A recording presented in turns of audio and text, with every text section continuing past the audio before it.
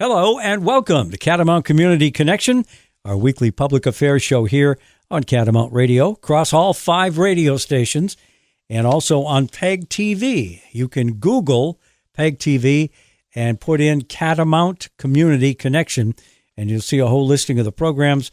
I believe this is show number 112 or 13, and if you have a particular interest in a show, you click on that, and you can listen at your leisure.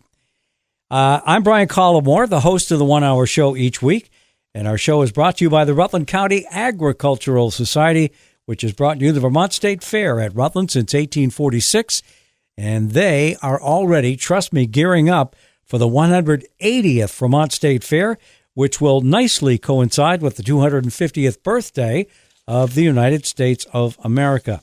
Each week we talk with folks from the business, professional, nonprofit, and political arenas. Today, we are going to talk with folks from, I'm going to say, the business community. Lyle Jepson, who is the statewide Commissioner of Economic Development, will be joining us. I do want to mention at the outset of the program, last week we had Representative Chris Pritchard, who represents, I'm trying to remember, he lives in Paulet, so I know he represents Paulet, Wells, Rupert, Middletown Springs, and Tinmouth. Those are the 5 towns that he represents.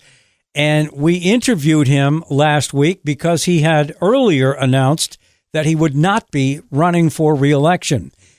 New information reached me this week, and I think as a result of that show last week, that constituents have reached out to him and encouraged him to run again for state rep and to put his name up for re-election, and he has agreed to do that.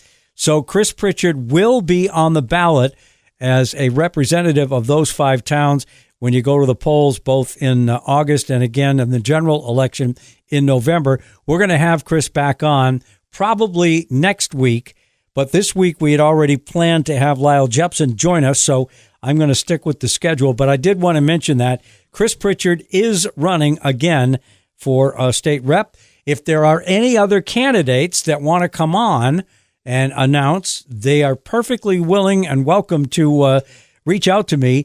And my address is on the legislative website, or you can call my landline, which is also on the legislative website. I'll give it to you here. It's 773-1365, 773-1365, and just say, hey, Brian, I'd love to be on the show next week or a week after or whenever we can manage it.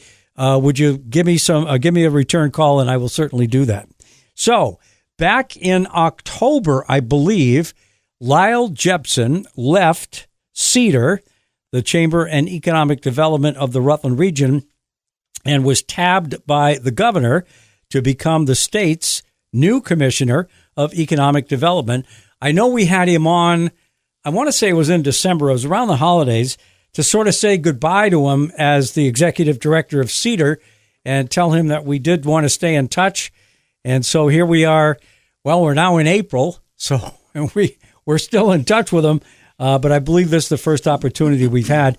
So first of all, Lyle, welcome in. It's always great to see you. And hopefully things are going well. I want you to tell us a little bit about the job, maybe some of the stuff you didn't expect, some of the stuff you thought, oh, yeah, I can do that, and whatever you want to talk about in terms of your new job. Well, thank you, and thank you for having me. And it is nice to hear that Chris is going to put his name back in. Yeah. I did listen to that show, and he was saying he was going to retire from politics and go into maybe paint his house. Well, they'll have to put that off, so yeah. I'm glad he's jumping back in. And thank you for having me. It's an honor to be the Commissioner for Economic Development. It was a bit of a surprise when the governor reached out, but it is a great position to be in specifically for Rutland County, quite frankly, although I do represent the entire state. What I'd like to talk about today is the theme of investment that the state of Vermont, as now I've jumped in with both feet, the programs that we have and the work that's been underway for many years under Governor Scott has really been about infrastructure and investment. And so there are a number of programs that we have in the Department of Economic Development do just that invest in our communities. We are part of the Agency of Commerce and Community Development, and that department has the Tourism and Marketing Department, as well as Housing and Community Development. And as you know, because you're up there, Brian, housing is talked about all the time. And so even in our department, Economic Development, we can't do our job without housing. And so we can certainly talk a little bit about that today. But what I thought I'd jump in with is maybe some things that people don't know about what's happening in Montpelier and how we are reaching out in different ways. And so in our department, again, the Department of Economic Development, we have an international business program that we operate. And we are working very closely with the direction of the governor on our relationship with Canada, our number one trading partner. And so we have, over many, many years, been working closely with Canada to in cross border trade. Certainly things got a little dicey here over the last year or so, but our relationship with our Canadian partners is very strong. They know Vermont is a loyal partner to them. In fact, we will be hosting the Eastern Premiers and New England Governors Conference. We believe it'll be in August this year in Vermont, and we're looking at potentially doing that in the Burlington area. And that is an opportunity for us to host the Eastern Premiers and have them talk to all of our New England governors about trade across border, whether that's about energy, whether that's about computer chips, whatever they want to talk about. We'll be working with them over about 2 or 3 days to enhance our partnership. But we do also have not necessarily a Canadian office, but we work with an organization in Montreal that helps connect businesses with businesses here in Quebec and in the province of Quebec, that is, and in Vermont. It's called SIDEP is the organization that we work with, and they are their official name. I'm going to have to look it up here as I'm looking through my papers. International Center for Development and Continuing Education. There you go. And what they do is they help us by connecting businesses with opportunities in Canada.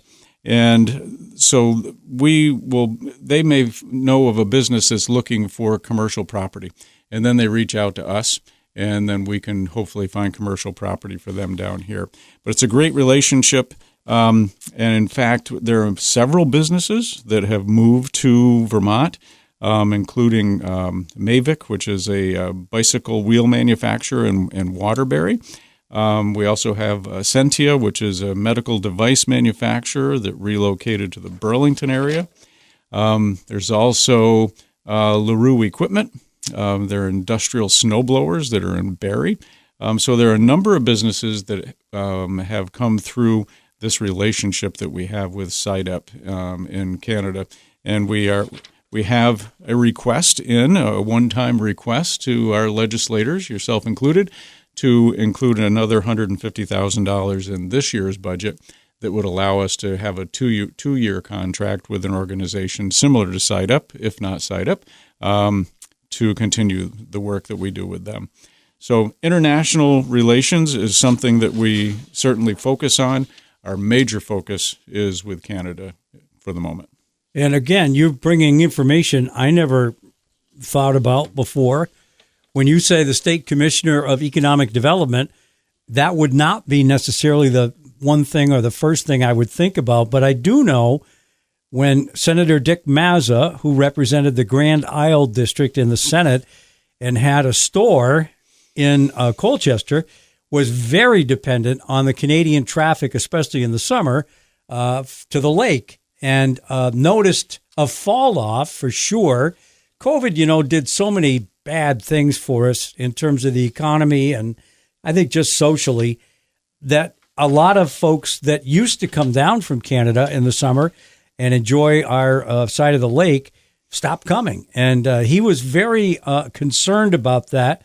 He and Governor Scott were very close, although of different parties, and very, very good friends. So it's nice to hear that we are indeed still talking to our neighbors to the north. I guess for the most part, because of the proximity, you're talking about Quebec, but I'm sure there are other provinces, Ontario and some of the islands to the east that come into play as well. But that's really good news, Lyle, and thanks for bringing that to our attention. Well, and with kind of a bit of disruption that's happened federally regarding our relationship with Canada, it's strong for us. And our tourism and marketing department is knocking it out of the park to have people not only return from Canada to visit with us, but to continue to visit us. Things are coming back. There was a slump there for a while with visitors, but that now is coming back. There's a very strong destination marketing plan through tourism and marketing, and I think that we'll see a rebound right back to where things were a year or so ago. If I know you've kept your eye on Rutland County specifically, and I know that we are going to see some more digging of the earth. You were the one that came up with Celebrate the Dirt, I think, as a sort of a slogan for what will be happening in downtown Rutland with our new hotel. And it will be soon. I think the frost is finally out of the ground. We got spoiled about 3 or 4 weeks ago with 80-degree weather or close to it. And then since then, it's gone back into the 20s. So we're not necessarily in springtime mode yet. But soon you will see definitely a change on Center Street and Whale Street in terms of the activity to put some new infrastructure in below the earth with sewer and water and electricity. And then eventually, probably late summer, I don't have the timeline in my head that exactly, but at some point you'll see a pad formed, a pad of concrete in what is still called the pit. And then little by little, you'll see the hotel grow. So I don't know where we are with that, but I'm sure knowing you've kept your eye on that for sure. That's a big project for downtown Rutland for sure. And it goes back to that investment.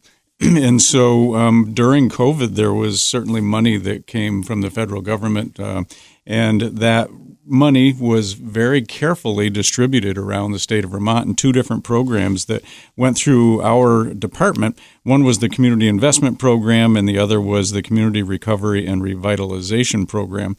And Rutland County got a significant amount of money. And that I had nothing to do with that necessarily, other than we were here as part of CEDAR advocating for businesses. But the Community Investment Program, there were 2 organizations specifically that received some great funding. One was the Paramount Theater.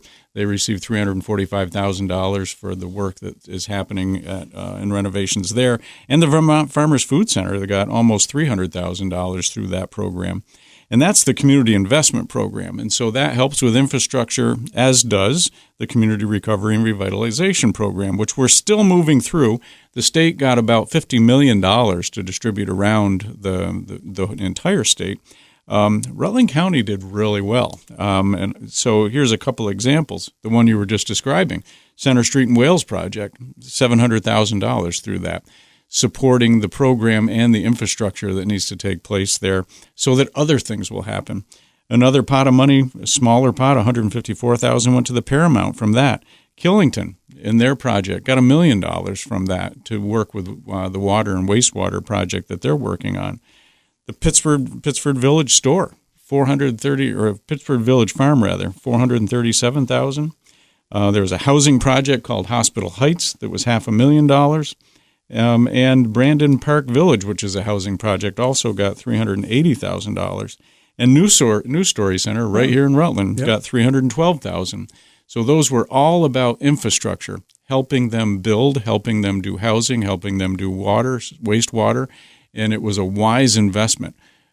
The money could have gone to maintain programs in some of those businesses or others, nonprofits, but by putting it into the infrastructure, that was critical because now things can expand, and you're going to see that on Center Street. One of the things that seemed for years to be an impediment for the renovation of the pit was the unfortunately soil, not disruption. What am I trying to say? There was some stuff in the soil that we didn't. Yeah, here you go. Contamination that we didn't want and needed to clean up. And so that brings up maybe this brownfields funding situation. I know it's not the exact same thing. There are other areas that have indeed the brownfield situation. But that was one of the things that I think kept people from jumping with both feet into any sort of project downtown. Well, that's absolutely true. And there is the state brownfields fund that over the last 5 years, there was about $24 million in that fund. And then there was the federal fund as well. The Center Street and Wales project, the hotel, received a low-interest loan to help to clean up that dirt, which is what you're going to see happening. I think you probably have seen large steel piles being driven into the ground down there. That's to create a retaining wall so that when they start to dig, that the road stays right where it's supposed to be. And so they're planning this very well. We can talk about steel later and the cost of steel, which has certainly been affected by tariffs. But the brownfields fund that you're talking about, there was $24 million in that fund. And over the last 4 years, that has resulted in $421 million worth of redevelopment. That's because you clean the dirt up, then you can do development. So there have been projects around the state. People have probably heard about the Marble Village project. That was a $600,000 investment through the Brownfields Fund, and that has resulted in 24 housing units. Yellow Barn in Hardwick was another example. The Berwick Hotel got $1.5 million from that Brownfields Fund, which does not need to be repaid, which is wonderful for the project. And as you know, we're going to get a 99-room hotel with 26 apartments where people will be living downtown, going to restaurants downtown. That will definitely benefit Rutland City. And Rutland City wisely created the 1% options tax. That options tax now goes into infrastructure. And so, again, wisely investing in what will allow other businesses to grow. One of the other things, and you were the main reason that I kept my ears up and joined the airport committee, and there is, folks, an airport committee in Rutland. I think there's 14 or 15 of us on it, was the northern border situation. And we have talked for, the last 3 or 4 airport committee meetings to somehow find a way to do a study. I would favor it going through the Agency of Transportation, if at all possible, to get their blessing on this.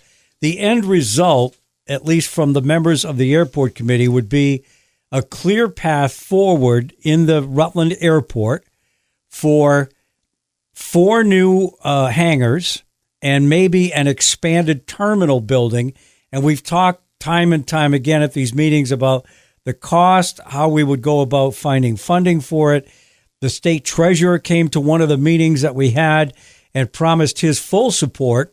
He didn't say, I'll write a check today, but he did promise a full measure of support for the project. But that airport, I still like to call it, in a way, the best kept secret in the county, because you can fly right now on Cape Air 3 times down to Logan and 3 times back every day and make connections at Logan to anywhere else in the world. And it's a very reasonable charge. I want to say it's around $80 each way. The beauty to me is you can park at the Rutland Airport free for up to 2 weeks if you're going to take a little trip down south. So you don't have the hassle of driving down to Logan, going to the tolls, gas, and all the rest of it, trying to find parking down there. You could do that here. So I would love to see an expansion of the Rutland Airport. I call it the Rutland Airport. I know there's a fancier name for it, but we all call it the Rutland Airport. Yes, we do. And you're spot on when you talk about the hangars, that there are jets that want to overnight at the airport, are unable to do that, primarily because of weather. They're not going to leave a multi-million-dollar jet out on the tarmac overnight if it's going to be sleet, freezing rain, snow, whatever. And they may not need to refuel if they just stop here, drop people off, and go on to another airport. So we're losing out on some tax options when people don't purchase fuel here, and we would love to have them do that. There are folks that would like to build the hangars. There is a state plan for the airport area. but it will require a further study. One thing that you brought up was Northern Borders, that there is study money that can come from the Northern Borders Regional Commission Fund. And for folks that don't know what that is, that the northern border areas, Maine, New Hampshire, Vermont, have access to a special fund that the governors sit on as members of a commission, and they receive that funding from the federal government. And then, again, it goes back to infrastructure. And that our governor, Governor Scott, has been very aggressive when it comes to accessing that fund. We have two people in our office that work on implementing whatever fund money comes in from that fund to go out to projects. And an example of that, going back again to Killington received almost $3 million as part of that to help with their water, wastewater, and the road work that they're doing up there. All that they're doing in Killington couldn't happen were it not for this funding. Another organization that received funding was, and I'm just flipping through my papers here just to make sure I get it right. Again, the Paramount Theater received funding through Northern Borders, $1 million towards their $5.5 million project that they have going on. Also, the Vermont Farmers Foods Center received $500,000 from that, and you soon will see even more work going on down there. Another project that received funding, and you don't hear much about it, again from the Northern Borders Fund, is the Benson Village Trust. They received $500,000, and their goal is to reopen the Benson Village store. And as we know, our local stores are the place where people gather, whether that's, and there is a groundswell to reopen the Orwell Village store as well. And so my sense is they're going to be dipping into funds similar to this one to see if they can reopen that. So what you're describing is the Northern Borders funding. Again, that flows through the Department of Economic Development, which I'm overseeing. And that fund could be the source for support of the airport. The Transportation Committee, I think that you folks probably have reached out to them. You can have no more than one Northern Border Regional Commission grant award at a time. And you need to spend up to 75% of that grant before you can ask for another one. Agency of Transportation is right now working through a grant that I believe it's for the Newport Airport. Yep. And as soon as they finish that, then they would have not only capacity, but then the ability to write for another grant. So although we have great plans and we want to do them now, sometimes we have to be a little patient. And some of the folks, by the way, that want to be paying for the hangars are local people. There are people in place already in our community who have the wherewithal. If we had a bigger hangar for a bigger airplane, they would be using it and bringing even more people into the area to recreate, to eat, to stay, whatever it is. But we're not able to do that right now. So, right. And the more people that we can get to come in and deplane at the airport, every one of those people that deplanes actually helps get federal funding. So if we can get up to 10,000 people, and I'm probably not using the right term when I say deplane, but when they get off the plane, yep. If we can get up to 10,000, there could be $1 million that comes to the airport for infrastructure work there, whether it's working on the runway or working on anything down there. Right now, I think it's around 6,000, maybe 5,000. There's no reason that we can't get that up to 10,000, given our proximity, particularly to great ski resorts in Killington, Ludlow. There are folks that would like to be flying in their own planes, and then they would need a hangar if they were to do that. We certainly can land planes with 36 or more people on them, and we work, as you noted, very closely with Cape Air. Every time somebody gets off the plane, that's a good thing for the airport. The folks that would like to build their own hangars, the holdup really is the planning, the permitting, and were I them, I would not necessarily want to be the one putting in the infrastructure. Right. I'll build the hangar. I'll pay for the hangar that I'm going to put my plane in. I'm not sure I want to put in all of the swales and everything else that will make sure that water's going the right direction or not. That really is an airport responsibility. Yeah, you've got, I don't know, taxiways, I don't know what the exact term is, but you've got a lot of sort of that construction that would have to take place. Say nothing of the water. The water is going to be a key element. And I understand that there's a way to do that from the industrial center across the way to bring it across.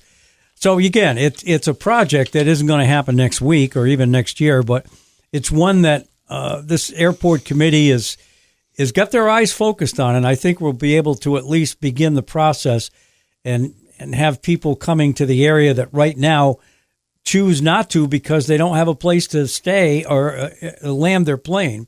So they're going to Hartford, and then they're driving up instead, or they're landing in New York and driving up. So it would be great to have that happen, and I know from the other folks on the airport committee, we'll continue to work on that. We're talking to Lyle Jepson, who is the commissioner for the state of Vermont for economic development, a former executive director of CEDAR, the Chamber and Economic Development of the Rutland region. We're going to take our first break on the show this morning or this evening, whenever you're listening, and we will be back with Lyle in just a minute.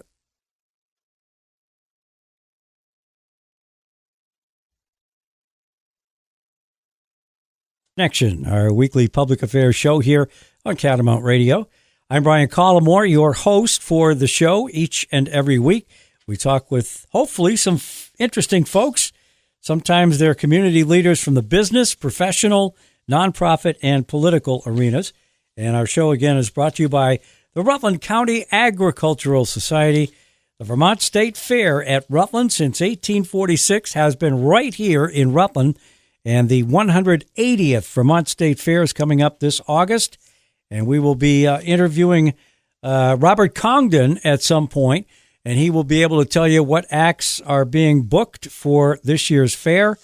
It's on its way back, folks. Let me tell you, it is definitely a rebound situation with the Vermont State Fair. So many great things have happened in the last few years down there, and I'm hoping that things will continue to head in that direction.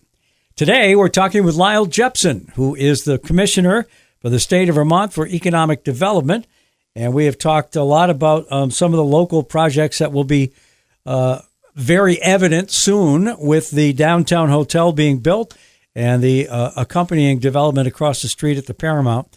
And I want to mention none of that would have happened without the TIF districts, the tax increment financing tool that we have created in the state, and sort of the minor TIF, which we call CHIPS.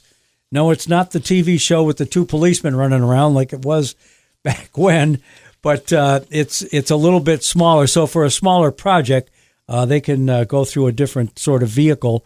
But it's a great economic tool. And if you take a look at St. Albans, that's probably the best case right now to point to of how this works and how well things turned out. You go back 15, 20 years and St. Albans was in a completely different situation than they are now. They have completely renovated many of the downtown business areas, and it's really it's a great city going up there to see the project, and we're going to hopefully consider the same sort of success here in Rutland. And Lyle has more info on both the TIF districts and the CHIPS. Well, sure. And the TIF, we are very fortunate here in Rutland County to have two of them. And it really is, when you say a TIF district, it's an area within a town or within a city that is allowed to take any tax increment that results from new construction where there's now additional tax money. They're allowed to take a large percentage of that tax money and put it into repaying infrastructure that caused that development to happen. For example, in Killington, they're putting in a lot of water and wastewater and roads. And as the new Great Gulf development happens up there, the tax base will increase. The town of Killington will be able to access that tax money to pay off the wastewater, the water, and the road work that they are now putting into that.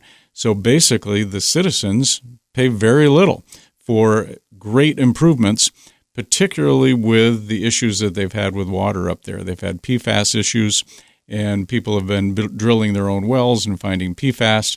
Now they're going to be able to take the water from all the way over by where Route 4 is in the valley, and they're going to bring it up the mountain, back down the mountain, and people will be able to access that clean water, and they'll have new roadways as well. Great deal of development's going to be going on up there, as is in Rutland. So the very first, what they call phase project, the first phase of the TIF in Rutland is the hotel project. But it's more than the hotel. People say, well, we're doing this for the hotel. No, we're doing this for the city of Rutland. Because what's going to happen is they're going to get in the city of Rutland new water, new wastewater infrastructure that needs to happen anyway. So if this TIF didn't happen, the city of Rutland at some point was going to have to pay to upgrade this stuff anyway because it's like 100 years old.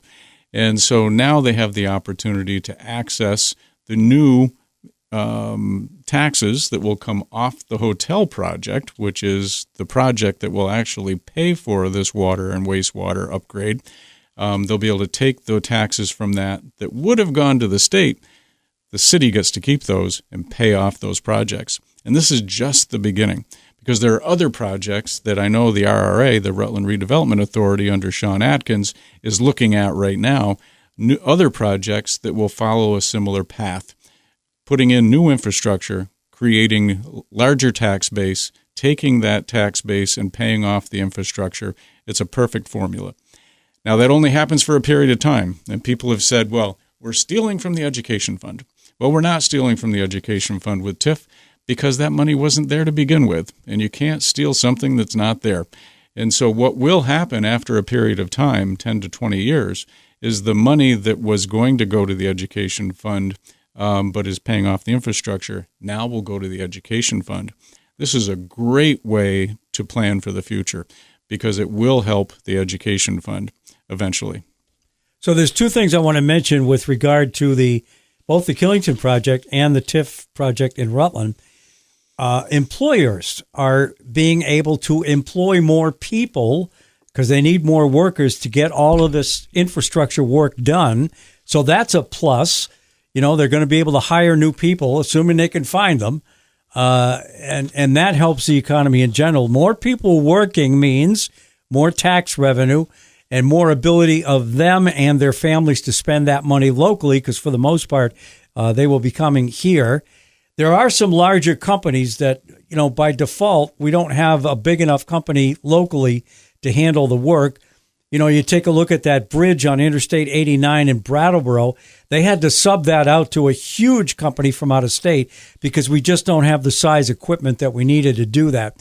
But that's one thing. So I think the workforce improvement and development is important to mention whenever we talk about a TIF. And then the second thing is those that were paying attention to Act 181, which was passed in June of 2024 and had to do with the ability of especially dense populated areas, the so-called designated downtown areas, to not be as worried and entangled with Act 250. There's some other portions and provisions of that bill that were very much in evidence last week or the week before, since this is going to run in April, where we had a lot of people show up with the Tier 3 and Tier 2 concerns of that act, where if you own land in the middle of Canaan, for instance, and you've owned it for generations, and you want to subdivide it and give your kids a couple of acres to build a house for them, and then the road's going to be longer than 800 feet, you get all tangled up in Act 250. So we're trying to figure a clear path forward. But I mentioned the Act 181. We did have a Senate Bill 325 this year, which pushed the implementation dates of that out a bit so that people could, a lot smarter than me, take a look at it and figure out the best way forward. There's got to be a good compromise somewhere, because the Tier 1A provisions, I don't think anybody is against those. And that's what's allowing Rutland City to basically not have to go through a lengthy and expensive and uncertain procedure in order to get things done. So that's where I am on it. Yeah, and I think people, when they in the Tier 3 and many in the Tier 2, are looking at their property and saying, who is in control of what I do with my property? I think we all recognize the need for conservation, but there's also the other side, the value of people's land. Will their land be as valuable to them if these different tiers go into effect, particularly around the 800-foot rule for roadways and driveways? In Vermont, people do want to be a ways away from the road. And so there's definitely controversy around that. The 1A version of that, certainly as you were describing for Rutland, definitely benefits Rutland. Cities and towns that have the capacity to be able to do all the permitting themselves can do that. They don't need to go through Act 250, which is really a benefit and can speed up the process for not only home development, but other commercial development as well. Yep. So just to go back briefly sure. to the, I want to throw out a figure around TIFs that in the last 10 TIF districts, those that have expired and those that are currently in existence, the original taxable value of the property in those towns was $644 million. So that was what was being taxed at that moment in time. Once the TIF district expires, the value of those 10 will be $2.225 billion. That will be the taxable value. That will help the education fund. That will help municipalities with their roads and their sidewalks. So the TIF works, and we need to continue to encourage its use. I have another topic. I'm not sure. I just had written BGS funding. BGS stands for Building and Ground Services, I think. At least that's what it used to stand for. I know we changed it every now and then. Like we don't call it Fish and Game anymore. We call it Fish and Wildlife. Okay, whatever. To me, it's still Fish and Game because that's what you're talking about. But you can rename it if you like. And I got to think that part of that might be the state office building in downtown Rutland, which is in need of certain repair, and the accompanying garage that's downtown as well. I'm still not clear. I think the state own that, but we still pay a rental, or do we own it? I'm not sure how that works. I'm not sure how that works either. But I will tell you the Building, Grounds, and General Services, excuse me, they have a fund, and it's an economic development fund. It's small, and it allows small businesses to write for a competitive grant for up to $25,000. Now, that grant is to help with facilities and to help with equipment.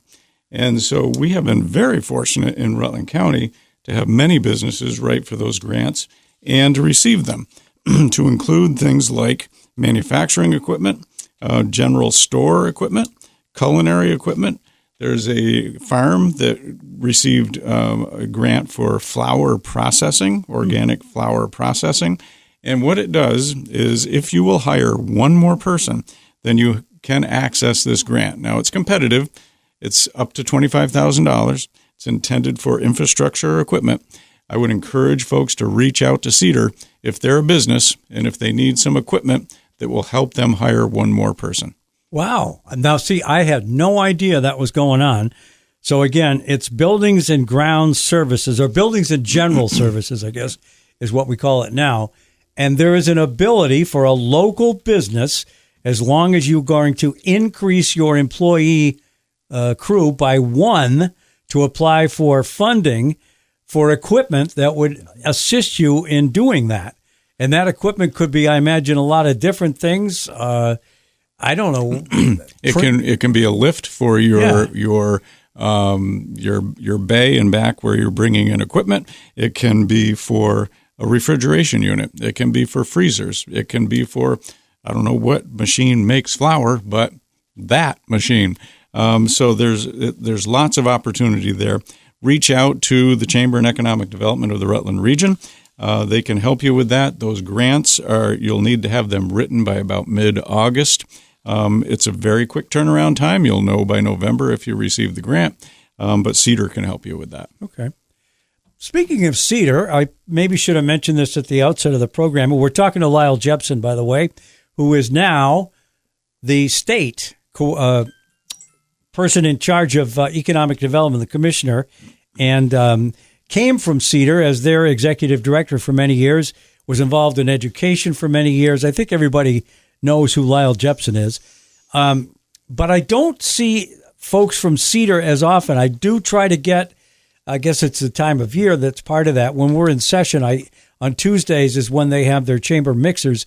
So I don't get back because I live up in Montpelier during the legislative session. But I don't have an occasion to see as many folks from Cedar as I used to. How are they doing anyway? Oh, they're going to do great. So they recently hired Sarah Furman as the executive director. She was at Heritage Family Credit Union as a commercial lender there. She now will be joining Cedar, I think, just about the time this show airs. Early April, okay. Yep. They also have hired Sarah Pelkey, who was in Poultney. She was their economic development person over there. She is now their business development person at Cedar. Matt Britt has moved into the position of marketing and into working with the Hub Co-work. So he's combining a couple different roles there. So they continue on, and they have lots of activities and events coming up. I know I just read in the paper that the Whoopie Pie Festival will be returning, so that's exciting. And you can reach out to Crispin White if you want to learn more about that. So all good things. Yeah, I know it's going to have to be on a different street because of the digging of Center and Whale Street. So I think they're going to move it to Merchants Row, and it'll work. They'll figure a way to do it. Yep. And that's been, again, something that started off, I don't know whose idea it was, but maybe it was yours. Maybe it was somebody else's. But it started, I don't want to say super small, but a few hundred, maybe 1,000 people, and all of a sudden there's 5,000 people down there. Yeah, we're going to blame Steve Costello for that. Oh, that's right. Yep. He is an avid Whoopie Pie fan, and he said, how about a Whoopie Pie festival? And everybody said, what? And then we looked around, and there were competitions in different places, like in Maine and Pennsylvania for the largest Whoopie Pie. Well, we knocked everybody out of the water here in the Rutland region, and they're not even competing for it anymore. Yeah, so we have well, maybe it is the world. It's a national record. I think Cedar calls it the world record. Okay, there you go. Probably we ought to get to at least one or two legislative items because that's where you spend a lot of your day. I do see you in the building. I don't have a chance to talk to you as much, but I know that you are appearing before both economic development committees. We did just pass a bill, S-327, I believe it was a couple of weeks ago now, which was an economic development committee bill. And I know there's got to be certain provisions in that you want to talk about that favor economic development. Sure. Well, and one of the things we're going to do, when I first arrived, there were questions around, well, where are all the pieces that businesses can reach out to find resources? And there are lots of resources out there. And so we were charged by the Senate Economic Development Committee to do a report, which really we're going to enjoy doing because what it's going to do is bring together all of the stakeholders that can support businesses at any different stage of development that they're in. We're not going to create an accelerator or a business development technical support process, but we're going to point out what's out there already. There are lots of organizations out there like the Small Business Development Center or VMEC that can support businesses as they're growing and at the different stages of development that they're in. So we're going to put together kind of a matrix of where do you get funding? Where do you get marketing support? Where do you get other types of support? So with organizations that currently exist. In the state of Vermont, we're very good, as you know, when there's a problem, we create a committee or a new organization to solve that problem. We don't need to create a new organization. There are lots of organizations out there right now supporting economic development. We just need to make sure everybody knows where they are. So our goal is to connect the dots, and our report will do that. And this bill had that included in it? It did. Yep. Yes. And originally it was going to be a study over 2 years, and Nick Grimley, who's the deputy commissioner, and I went in and talked to the committee and said, why do you want to wait that long? Why don't you just send us off and we'll do a report and bring it back to you? If at the end of, we'll have it back in December. And if at that point they want to do something legislatively to support something that we might be recommending, there'll be a year in advance of what they were planning to do originally, which was a kind of a big study. Well, not to cast any aspersions in any direction, but oftentimes when the legislature doesn't know what to do, we do a study, and we spend a couple $100,000 doing a study, and in my view, kind of kicking things down the road. And then it comes back, and we either ask for an extension of the study or a new study or something else. You know, it's funny how few times we make an actual decision to do something in terms of improving people's lives. That's how I view it. And again, when we talked last week with Chris Pritchard, I know that was some of his frustration, was it didn't ever seem like, you know, you just meet to meet. You meet and then you decide when you're going to meet again. And to me, that doesn't push the ball any forward. Well, the study that we were first going to be asked to do would have cost a little bit of money. The report won't cost any money. Perfect. So, and a similar thing's happening within the bill. They're going to be looking at, they've charged the Office of Workforce Strategy and Development with looking at, should we open a new culinary institute in the state of Vermont? That there is a need for chefs, cooks, first-line folks. And so they're going to do I don't think it's a study. I think it's going to be a report that the Office of Workforce Strategy is going to put together. There is going to be a study, however, and I think that Senator Weeks from the Rutland region is the impetus behind this, but they are going to be looking at how to better improve safety and connections along 22A, primarily from Vergennes down to the New York state line and beyond, so that we can create more of a conduit between Vermont and New York that doesn't exist right now. Yeah, both Senator Williams and myself signed on to that bill, which was going to take a look at, I think, one of the most dangerous roads in the state. And I know Roy Newton from the Lakeside News would agree with me. It's a narrow strip. There's a lot of tractor-trailer traffic on it, and unfortunately a lot of accidents, some of them fatal. And it's when there's an accident and you go off the road, there's very little shoulder room. So someone usually gets hurt. And unfortunately, sometimes people don't make it and they lose their life. And, you know, from when you go back into the late 60s, early 70s, when they were building the interstate, because certain U.S. senators lived on a certain part of the state, that's why Interstate 91 and 89 went on the right-hand side of the state and not the left. You know, for years, Route 7 was the main thoroughfare between the bottom of Vermont and Burlington, you know, the border. And yet we've, over the years, become sort of unable to do anything. There's rights of way issue, there's cost, there's amazingly complicated. Just look how long it took for us to do the one little bypass that we have around Rutland City. That seemed to take forever. And there's a Pittsford-Brandon piece of Route 7, which is also, I think it's been 5 or 6 sections of that before it's going to be completed. So I'm a big proponent of looking at how we might make a spur, a limited access road that would probably start somewhere around Vergennes and then connect with the Northway or in some fashion get across to New York. I don't know that it's going to happen in my lifetime, but maybe. I don't know. But I did sign on to the bill. So, well, transportation is very important for trade, and coming from Canada in particular, if that route was able to be developed, that would be a great connector. Yeah. And one other thing that we haven't talked about is tariffs and what's happening still around tariffs for businesses.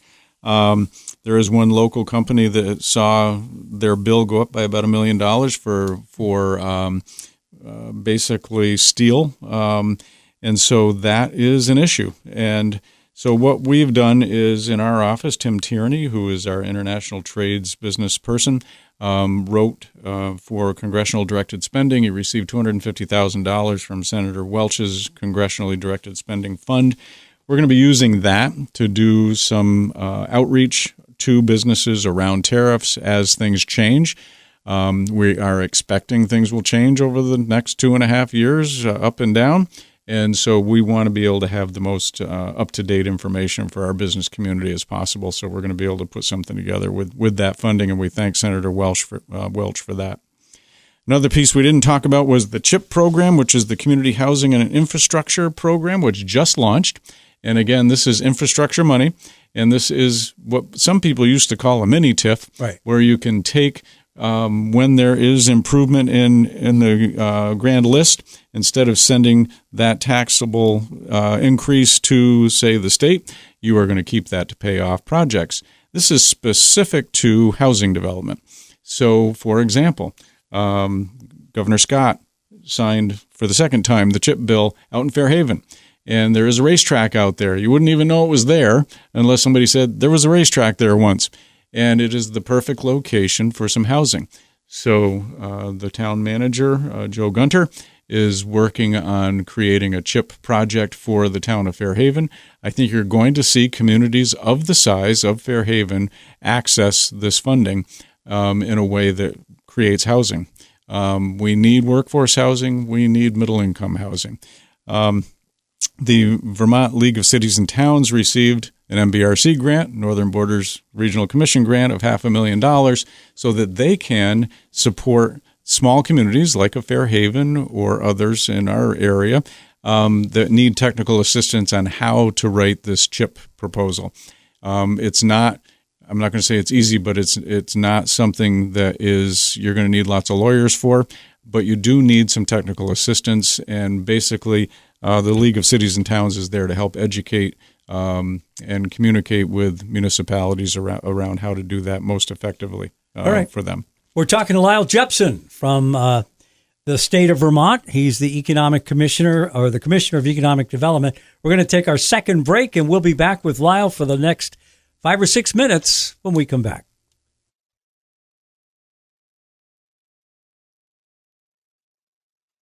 Welcome back to Catamount Community Connection, your weekly 1-hour public affairs show.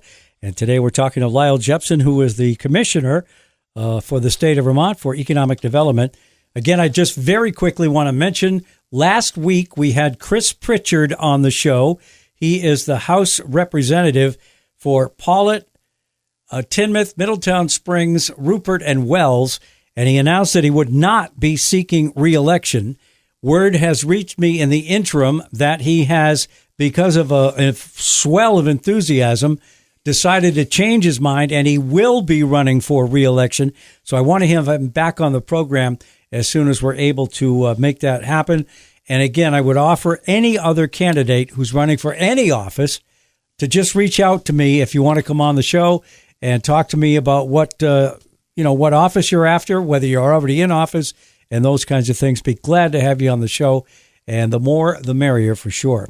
So we have about 3 minutes left, and I'll just let Lyle kind of try to wrap things up. We'll definitely start to have a pattern of having you back on, but it's always great to see you. Well, thank you. Great to see you, and thank you for the time. I'm going to do a little advertising here for the Department of Economic Development, State of Vermont. We work for you, and one of the ways we work for you is that we have the Vermont Training Program. So if you are a business and you are interested in increasing your staff's training, and it could be on a new piece of equipment, it could be on QuickBooks, it could be on something else where they need to increase their skill level, we have an opportunity through the Vermont Training Program that could help pay for half of their salary while they're learning that skill. And so we would encourage you to reach out. You can reach out to me. Just go online, and you can also look up the Vermont Training Program. There is funding available, and we would love to have it come to Rutland County and any other county from around the state. Also wanted to let you know that if you are a business that's interested in getting a government contract, whether that's a state or federal contract, we have an organization called Apex Accelerator. And Betsy Adams in our region here in Rutland County is an advisor for the Apex program. She works under the Department of Economic Development in the Apex program. She can help you figure out how to write for government contracts. It could be as much as mowing the lawns for all of the state buildings in Rutland County. It could be road projects. It could any number of things. It's amazing the types of things that the government purchases. Like I was in Pownell, and the government purchases snowshoes. And so if you have a product that you make, it might be something the government wants to purchase. So I would reach out to Betsy Adams in the APEX program. You can go online to our state website, and you can connect with her, and she can help you with that. And I wanted to give a shout-out to a business that I visited recently in Wilmington. It's called WheelPad. And WheelPad is an organization that has a vision and a mission, and that's to help people who are disabled in a way that they may not be able to get upstairs or downstairs anymore, but they want to stay connected to their home. And oftentimes our bathrooms are upstairs, our bedrooms are upstairs. Well, WheelPad makes this very small unit that you can connect to your home that is a bathroom and a living room so that you can stay with the rest of the family while they're upstairs doing their things. You could be downstairs in your small WheelPad connected to your home unit of a house. It's the most amazing thing. Go to wheelpad.com and you can take a look at it.